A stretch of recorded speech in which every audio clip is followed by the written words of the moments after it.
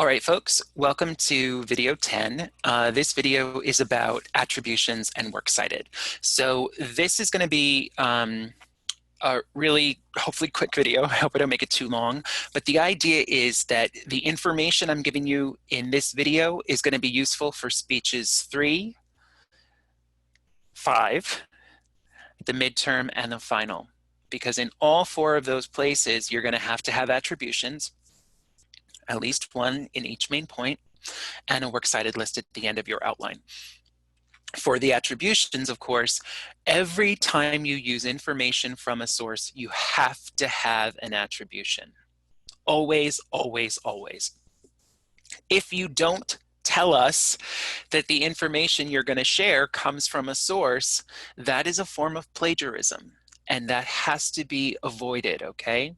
So, when you're writing an essay or something, you have the option of putting parentheses, and you can identify what book or article or website, whatever it is that you got the information from. When you're giving a speech, we don't have a paper in front of us to follow along.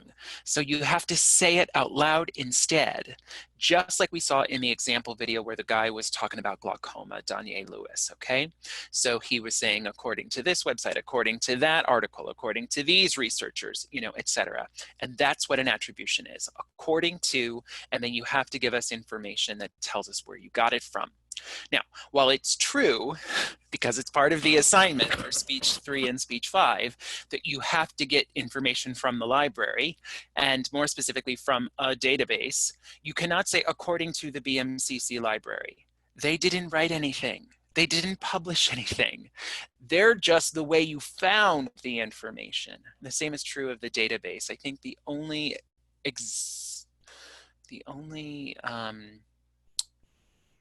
exception I can think about is if you use the database CQ Researcher, because I think they do publish their own articles.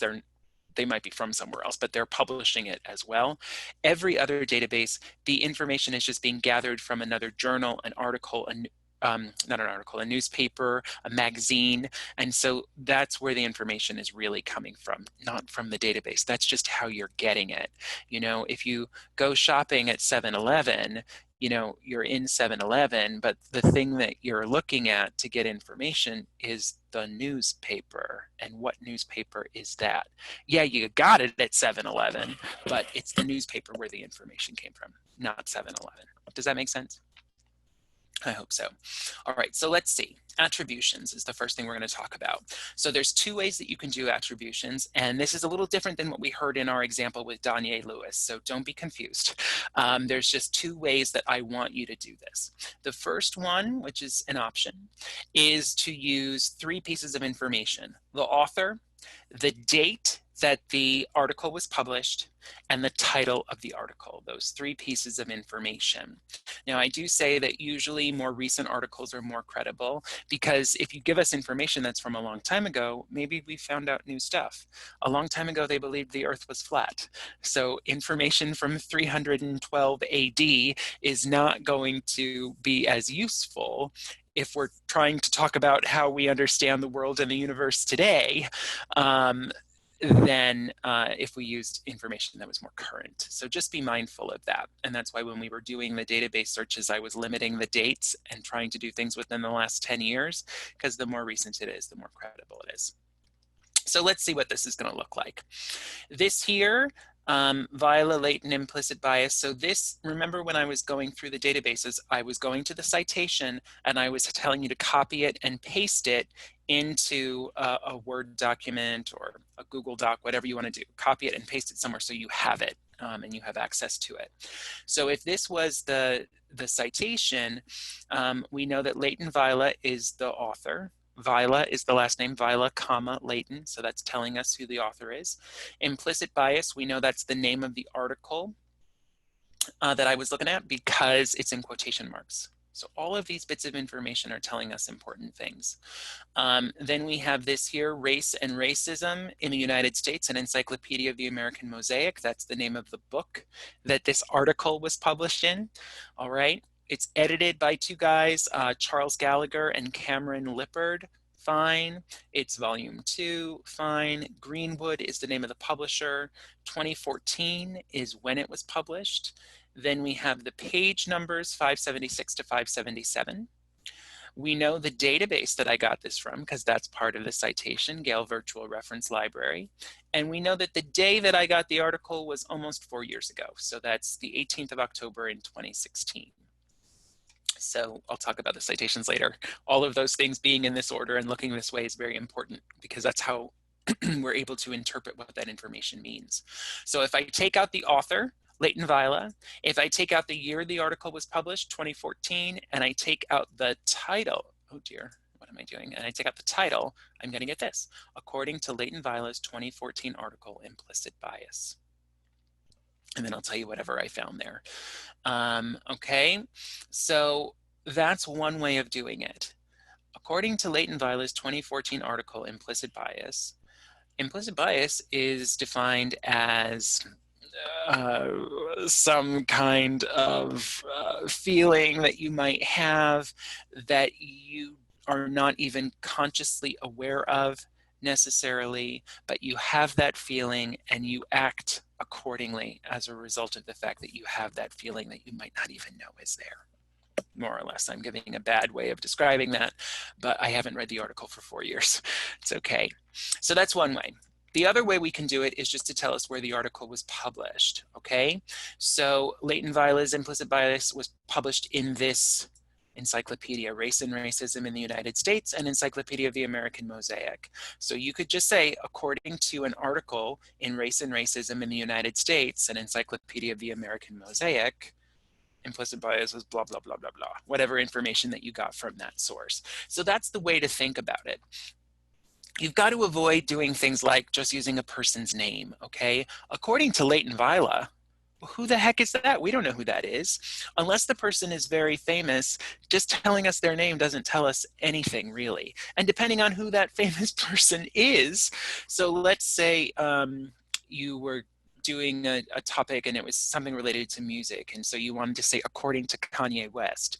Well, we know that Kanye West, we know who he is, most of us, and he's obviously very famous, but where did he say it? Like, did you talk to him? Did he write a book? Was he quoted in an article? Like, where did the information come from? So giving somebody's name alone is not sufficient.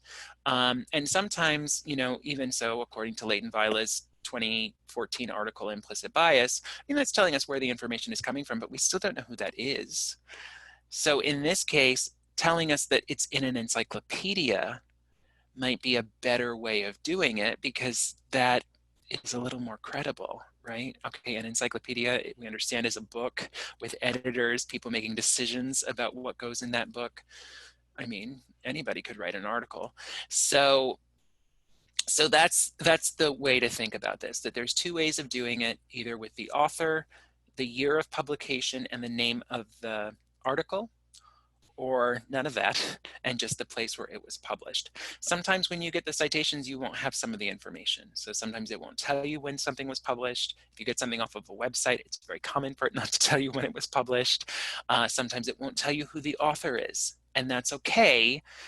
Just don't use that option, then use option 2. Tell us where it was published. According to an entry on webmd.com, according to, as Danye Lewis said, the NIH website, okay, those kinds of things. If it doesn't tell you the author, then don't use it. Tell us where it was published.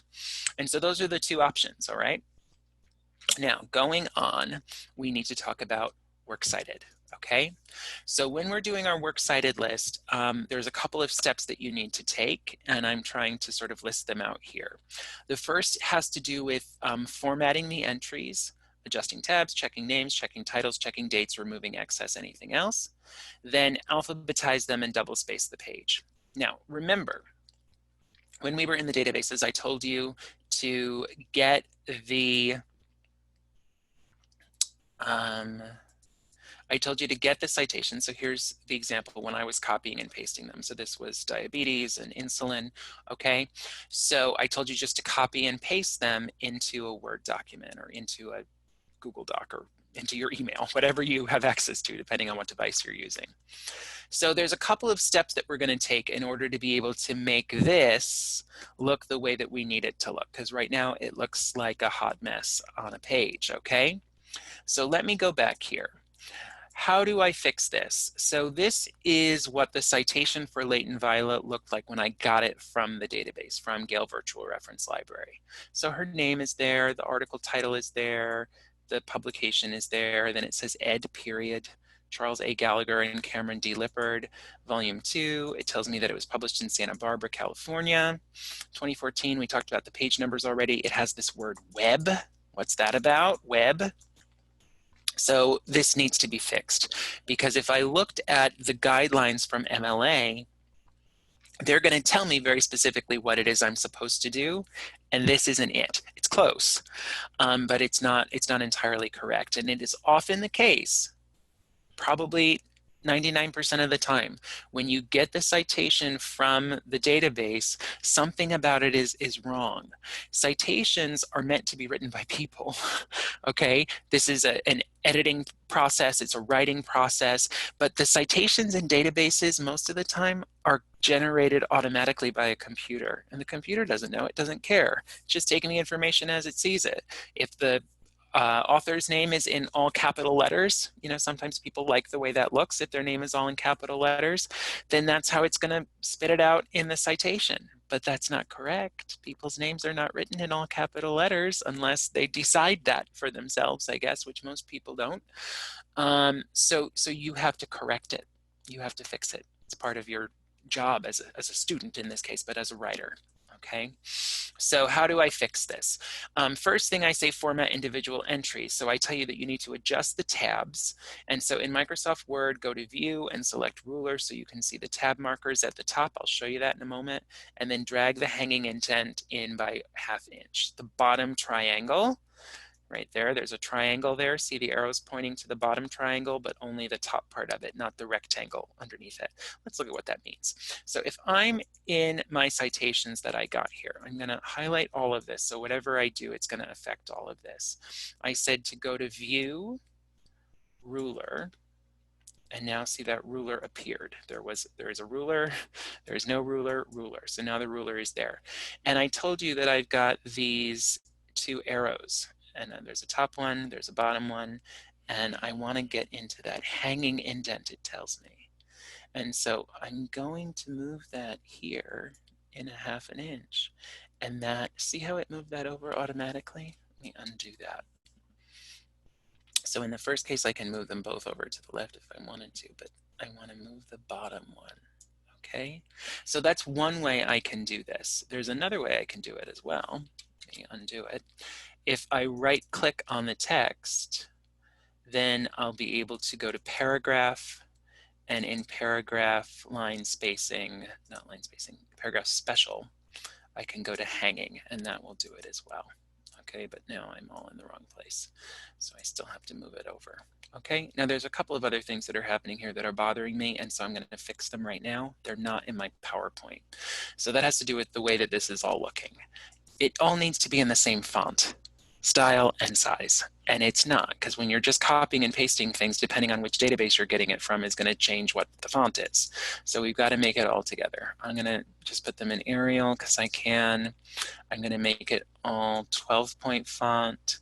And then there's another thing that's happening, which is that the spacing is not right at all. So I am going to go to page layout, and in spacing, I'm going to put 0 and 0. And that's going to, do you see how it undid that thing that was happening with the Anderson thing? See how it has those extra spaces there? So I'm just getting rid of that. Okay, now it's possible to continue. So I did that. I did that thing with the hanging indent.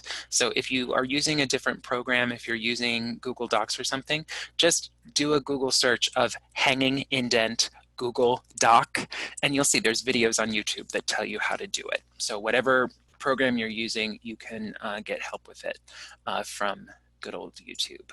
Okay, next thing, format individual entries. So check names.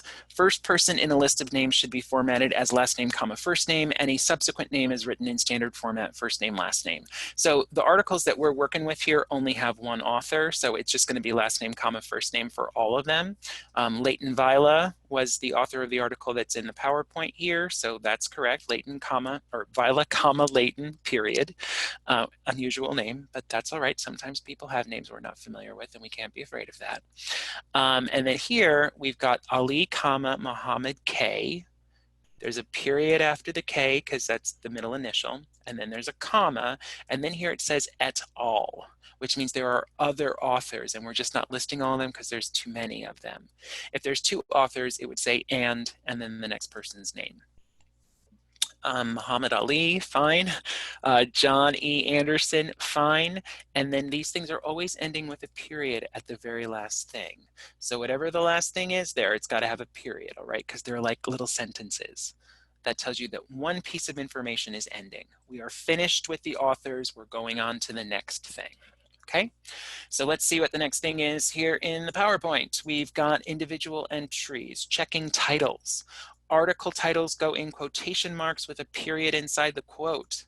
Books, journals, databases, newspapers, anything like that is going to be in italics followed with a period. So implicit bias with a period inside the quotes is an article. See, it becomes important. When I look at the citation, I'm going to know what you used because of how it's formatted. Implicit bias is not the name of a book. It's not the name of a movie.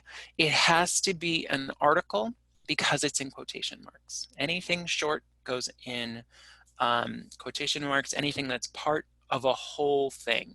Okay, if you were doing a poem and it's in a book of poetry, then the poem title goes in quotation marks, the title of the book goes in italics. Here, the encyclopedia name goes in italics. Here, the database goes in italics. Let's look at my examples from diabetes. So diabetes in quotation marks, fine, with a period inside the quotation, that's our article title. Addressing unmet needs with prandial insulin, a focus on orally inhaled human insulin. Okay, with a period inside the quotes, those are our article titles. Fine. Global social issues and encyclopedia in italics. Beautiful. Journal of family practice. Beautiful. Now these came from databases, so we need to have the database name and we need to have it in italics.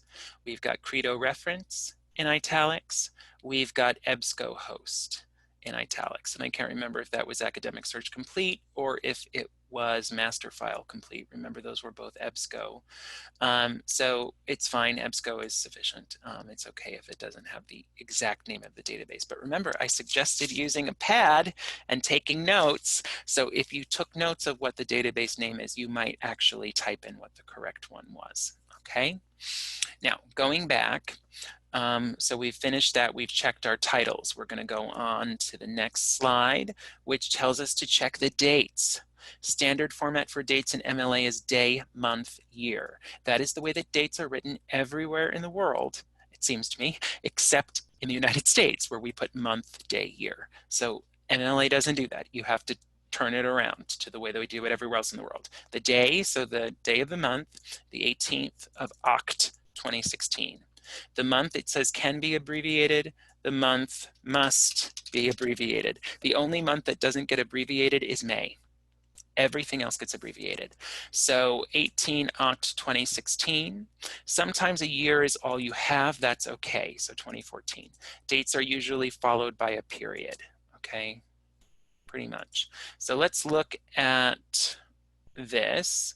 We have 2013 as a date, fine. We have 19 June period, 2020 period. So let me get rid of this thing that's going to make me nuts, this green line. Here we've got August 2018, fine. Here, okay, so see we have this access date thing. That is missing from this one. And we need to always have an access date if we have used an electronic source. So I got that article today. The last thing that needs to be listed there is the day I got it, which is today. Now, we've checked the dates. Now it says remove excess. Old versions of MLA required the location of a publication, but no longer, so we can get rid of that. So remember I told you the Leighton Viola thing said Santa Barbara, California, get rid of it. Old versions of MLA required the type of publication, web, print, film, whatever. We don't need that anymore. You get rid of it. Databases often give word counts, get rid of those. If page numbers are provided, you can leave them as they are. All right, so let's look at what I have here. Is there anything extra? So we've got this edited by Christopher Bates and James Cement. Okay, fine. So we can leave that alone. Routledge tells me where that book was published. That's the publisher name. That it's the first edition is fine. 2013 is when it was published. So then we have the website, and then we have the access date. So that's okay. John E. Anderson, addressing blah, blah, blah. Journal of Family Practice, fine. So that's where this is published. Okay, volume 67 tells me which issue of Journal of Family Practice we're looking at. August of 2018, and it's on page S13. So the only thing that I would note is that if it has the page number, see this one says P period, and then it tells you the page that it's on. Remember the Leighton Viola one, it didn't have the P, it just had the numbers. So either way is fine, it doesn't matter, but it does matter that it's consistent on your own page. So if in your works cited list, it's got a bunch of different articles and some of them have page numbers and some of them don't, that's okay, but make sure that they're always listed the same way. If it has the P period, space, and the page number, then all of them should have it, or the opposite. If you don't want to have the P period, then just get rid of that. This here, though, the P is going to help us because S13, what does that mean? I don't, S13, if it was just there by itself, would be like, did something go wrong? Did you type the wrong letter? If you put P period and then S13, then we'll accept it, you know, that must be what it was. All right, fine. Let's go back to the PowerPoint. Format individual entries, anything else. Web sources, including databases, can include the website followed by a period. Now I say can, it doesn't have to. So if you want to get rid of the website, the whole address, you can get rid of it. You don't need it. But if you're going to include it, then make sure that there's a period at the end of it. They should also include the date accessed. It's not should, they must. Must also include the date accessed as follows. Accessed day, month, year. So an example with website included, Donald McNeil Jr., experimental vaccine shows promise in fighting a form of dengue, as study says. This was published in the New York Times on the 22nd of March, 2016, comma. Then we have the website for where that article came from the New York Times, followed by a period, and then we have accessed 23rd March 2016, whatever day it is that you got it. So if I look at my example I've been working on here, we did the access dates. We have the websites followed by a period, okay. This website also followed by a period, so we're pretty good. Now, back to the PowerPoint.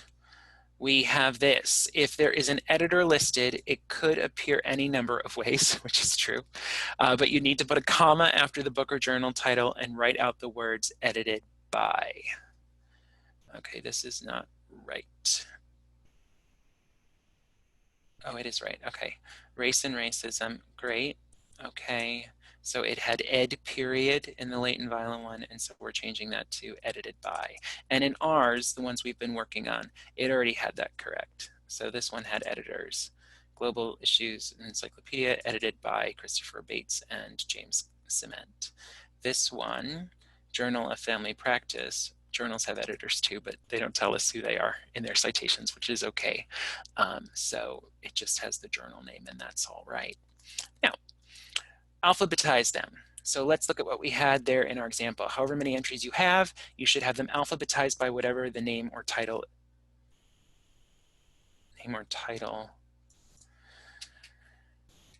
that starts each entry. Okay, so editing as we go. So we've got Muhammad Ali and we've got John Anderson. AL comes before AN, so we are in alphabetical order. Good shape. All right, you'll have at least 3 entries, so you might have to move them around. Double space the page. So first, title the page works cited, put it in the center. Do not skip any lines in between entries. Select, highlight the whole page and double space it. So let's do all of that in order. So the first thing is that we need to title the page works cited, and we need to put that in the center of the page. So centered, works cited. We do not skip lines between anything. So see, we did that hanging indent thing before. That makes the name stick out. So we don't have to number them ever. You never number things in a works cited list or a reference list. You don't bullet them. You don't skip lines. You just have them one thing after another. Then the other thing that you need to do is to double space the whole page. So this is a phrase that comes to us from using a typewriter, where you had to press return 2 times or enter 2 times to go to skip a line in between things. The computer does it automatically, but it's still called double spaced. So this is line and paragraph spacing, and I'm changing it to 2, which is double spaced. You can have 1.5, you can have 1.5, whatever you want, but 2, double spaced is what it is. And this way it's works cited. The next line is the first line of Muhammad Ali, blah, blah, blah. Then the next line is Anderson, okay? No lines are skipped in between things. And that's it, that's the whole page. So double space the page, then let's go down, you end up with this. And so this is the latent Viola version, okay? Implicit bias, race and races, edited by, blah, blah, blah. That's the whole thing. Okay, so that's theirs, perfect. And this is ours, perfect. And that's it, okay? So here's some advice. You have to provide information so that the reader can find the source. Remember I talked about, like, if you use a database and you go back to the database, you might not be able to get there. That could still be true. When you put the date accessed, you're like making a contract with the people saying, I was here on this day and I found this article. And if you can't find it later, then that's your problem. But it was there when I got it. That's what you're conveying to us, okay? But if we know that it's in a journal or it's in a magazine or something, we can look that magazine or that journal up and we can try to find it in that magazine, as opposed to trying to find it through the database. But you're just giving us information. This is how I found it, okay? Punctuation doesn't have to be perfect, but you have to try to correct what you can and be consistent in how you list things. So, and this is guidance directly from the people at MLA. They say, like, it doesn't have to be exact, but it has to be close enough, and you have to be consistent so that it's clear what you're doing. You never just list a website, okay? If you got something off of webmd.com, let's say, it's still gonna have a title, diabetes. It might tell you who wrote it, it might not, but it does tell you where it was published. So webmd.com is the publication, and that will go in italics. It might have a date that it was published. Usually on a website, you have to scroll all the way down to the bottom of the page to see if it has a date. So you look for that. And of course, the day that you were there, you found it. So it's when you were there. So if you have more sources than the ones from the library, so more than 3, and you get stuff from the website, it's not going to have a citation on the page for you. You have to create it. Well, look at the page and figure it out. Okay, see if you can find out the information you need. Now, failure to cite sources is plagiarism. It is taking somebody else's work and claiming that it's yours. So that would be grounds for failing. Failing the assignment, failing the midterm, the final, wherever it is that you do it. So you have to have both attributions and the works cited. In the outline, the works cited list is what's going to show me, like, that you got the information from somewhere, but you have to identify which piece of information came from the source, and that's always with an attribution, according to. Okay, and also, if we think about an essay, you put those things in parentheses. It's usually after you use the information from the source. In a speech, it has to be first, because when we're reading, we have the luxury of looking back at what came before. When we're hearing, you have to tell us it first. According to an article in the New York Times, COVID-19 is spreading more rapidly across the country, or whatever the information is that you got from the article. You tell us where it came from, then you tell us what you got from there. And you don't have to tell us at the end, like, oh, and that's the end of the information from the New York Times. We'll get it. We'll be able to make sense of that. But you give the attribution first, and then you give the information from the source after. Doesn't matter if it's a direct quote or if it's phrased in your own words. In a speech, it is irrelevant. We won't see the quotation marks. It will be clear from the way that you're speaking, probably, what was written by somebody else and what is coming out of your mind. But that will be sufficient, okay? So works cited at the end of the outline for speech 3, for the midterm, for speech 5, and for the final. On all 4 of those outlines, you'll have a works cited list, and then attributions, at least 1 in each main point, showing us that you used information from a source. Got it? Questions, email me. There is a handout available on this, both on creating attributions and also on formatting a works cited page in MLA format. There also are other websites that you can look at that will help you. One of them is theowl.com, but this information is on the handout about the works cited list. NightSite, EasyBib, whatever it is. But no matter if you're using a site to help you, you still have to check to make sure that they're correct. And this PDF here, this PowerPoint is a way of looking that over. The MLA handout is another way of looking it over to check to make sure it's accurate. Okay, do your best. You're going to do this 4 times, so if it's not perfect now, that's okay. You'll do better next time. And I'll always give you feedback on it. Take care.